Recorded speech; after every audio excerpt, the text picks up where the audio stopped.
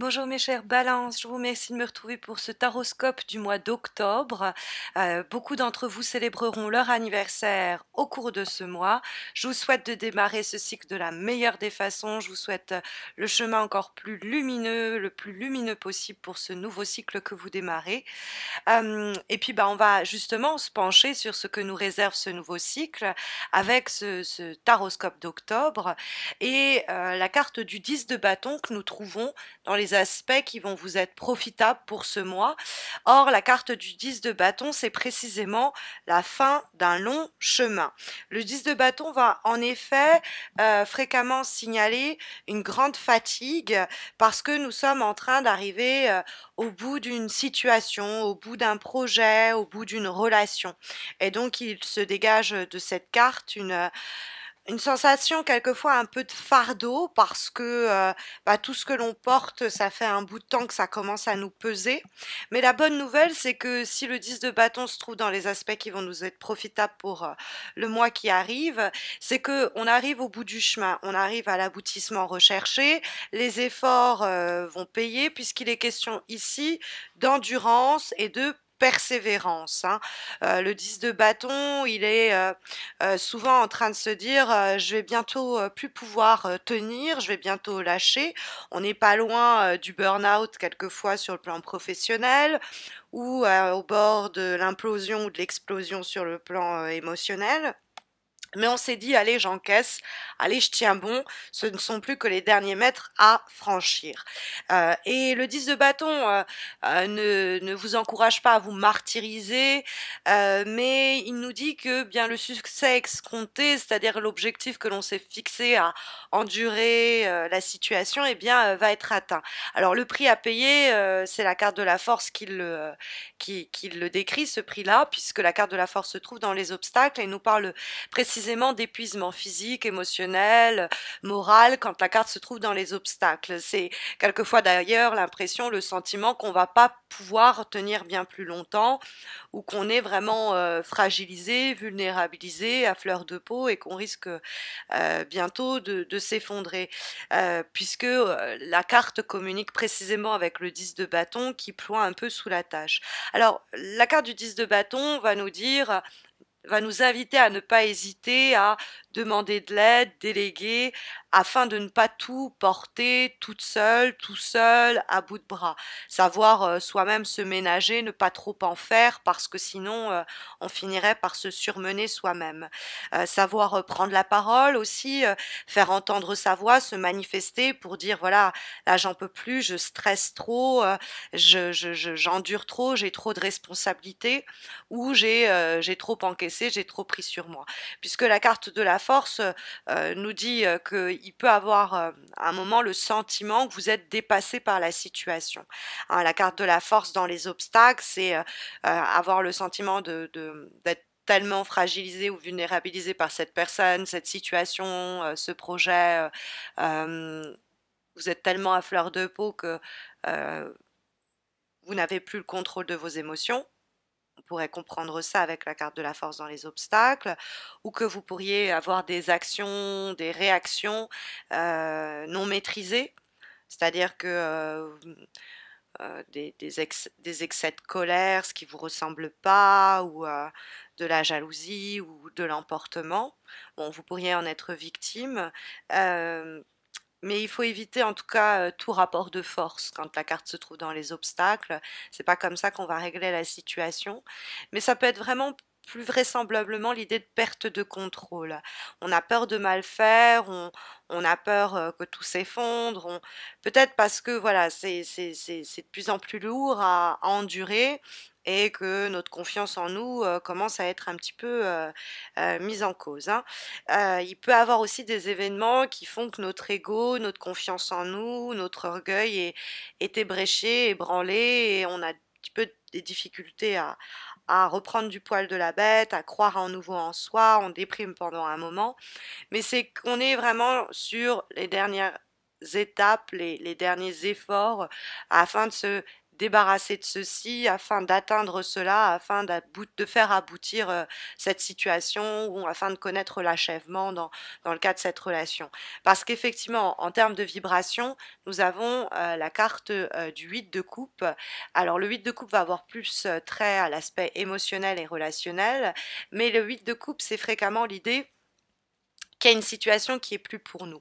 Alors on peut être pendant une période encore dans un peu de déni, où on a du mal à affronter les choses, on essaye d'y échapper tant bien que mal, parce qu'on voit bien venir la situation. On a l'idée avec le 8 de coupe qu'on doit quitter cette situation, dans le but de retrouver un équilibre, une harmonie, on doit s'en aller. Alors peut-être qu'on va prendre un petit peu le temps de reconsidérer la chose, de réfléchir un peu plus longuement à la situation avant de décider de vraiment tirer un trait dessus et qu'on va voilà, envisager comment je pourrais sauver les meubles ou quand en réalité vous êtes au bout du chemin de ce cycle-là, votre activité n'est plus appropriée, cette situation touche à sa fin, cette relation est obsolète. Il y a l'idée qu'on voudrait peut-être à un moment essayer de redresser la barre d'une façon ou d'une autre, alors qu'en réalité, plus rapidement et plus simplement, on s'écoute soi-même parce que on va le ressentir du plus profond de nous-mêmes qu'il faut abandonner cette voie. Donc on va soit écouter un peu cette intuition, cet instinct qui peut être presque un instinct de survie, qui peut être quelquefois lié à un peu de tristesse, un peu de peur, un peu de doute, mais s'écouter et aller de l'avant. Parce qu'il n'y a que vous qui pouvez prendre cette décision de vous retirer et fermer cette porte-ci pour permettre à une autre de s'ouvrir. Parce qu'effectivement, ce 8 de coupe, il dialogue avec la carte du mât, qui est bien aspectée dans l'idée que c'est la direction qu'il faut prendre, quoi. Et la carte du mât, c'est le saut dans le vide. C'est aussi retrouver une indépendance, il y a l'idée de s'affranchir de quelque chose, de se libérer, mais il y a aussi cette idée de démarrer une période complètement innovante, en finir avec ce cycle-là et pouvoir en démarrer à nouveau. Parce que, vous voyez, on lui a donné le chiffre 0 parce qu'il y a l'idée de remettre tous les compteurs à 0 et de casser le schéma relationnel, professionnel, matériel qui était en place pour avancer vers une nouveauté absolue et avoir confiance en cette idée, cette envie qui nous pousse à tenter des choses et à prendre des fois quelques risques. Hein, parce que la carte du mât, elle saute dans le vide, elle n'a pas forcément de parachute. Mais il peut avoir aussi cette idée avec la carte du mât, qu'on se lance un défi à soi-même, ou qu'on est enfin arrivé à l'aboutissement d'une situation qui fait qu'on peut reprendre notre chemin et repartir à zéro, hein, tout simplement libre ou libéré de certaines responsabilités ou fardeaux qui nous pesaient déjà depuis un certain temps. On va avoir comme avant-dernière énergie pour ce mois d'octobre une lame issue du jeu et des cartes divinatoires d'Algariel et nous avons la carte de l'espoir. Hein. En fait, on a ici une carte très positive et cette carte de l'espoir, elle symbolise précisément, un petit peu comme le mât, l'idée d'un nouveau départ, d'une nouvelle vie. Hein. Alors ça peut être un nouveau départ amoureux parce que c'est la rose hein, et qu'il y a cette idée fusionnelle, il y a cette idée de communion, d'union et il y a l'idée de puissance dans les sentiments et dans leur sincérité. Donc il peut avoir quelque chose de l'idée de casser alors un schéma relationnel en place et redémarrer à zéro cet amour ou alors plus simplement repartir de votre chemin vers un nouvel amour plus sincère et où l'épanouissement sera plus évidemment, de façon plus évidente à la clé. Mais c'est une carte qui redonne espoir, qui éclaire à nouveau le chemin. Ce chemin qu'emprunte précisément le mât. Et comme dernière énergie, nous avons une lame issue d'un oracle. C'est la première fois que j'y ai recours, c'est la première fois que je vous le présente. Il s'agit de l'oracle de Stéphanie Gras, l'oracle d'Ama-Am, qui est vraiment très beau et que je suis très contente de vous faire découvrir. Et nous avons ici la carte de la transmutation. Alors, cette énergie-là, c'est un dernier conseil, une dernière recommandation pour avancer au cours des prochaines semaines, hein, au cours du mois d'octobre. Et la signification de cette carte de l'oracle d'Ama-Am nous parle donc de transmuter le poison. Alors, transmuter le poison, c'est transformer ce qui nous a fait du mal en quelque chose qui va nous aider à nous élever.